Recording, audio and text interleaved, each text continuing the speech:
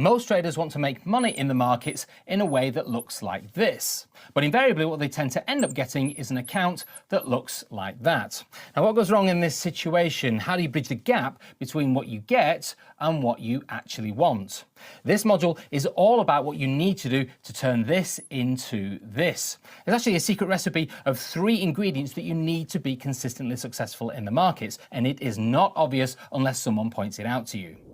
First one is what we might call a trader's triangle. 3 core concepts that you need to be successful in the long run. The first one is what we would call a positive risk-reward ratio, and that basically works like this. Every time we go into the market, we're looking to take on risk. Risk you might make money, but also risk you may lose. When you lose, you want to lose as little as possible. And when you win, you want to make as much as possible. Therefore, that means trading setups in the market where our analysis points us to places in the price action that align with making more when you win than you lose when you're wrong. That is the simple principle of managing money in the market.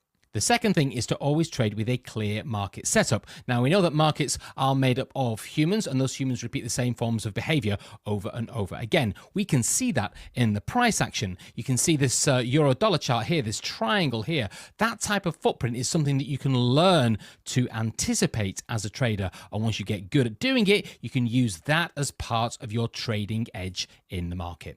And the final factor is understanding your inner mindset so that you can follow your trading plan consistently in the market. This is the most important factor out of all of them. You can have the best trading strategy in the world, the best risk-reward profile, the best trading techniques, but if you cannot consistently execute in the market, then you're going to really struggle. It's so important, in fact, that the other 2 bits of this equation will not work if you've not figured out how you think and operate as a trader. So what the triangle is really saying is we've got to see our trading mathematically, structurally, and psychologically. This equation helps us build an edge in the market so we can trade more like this and less like this.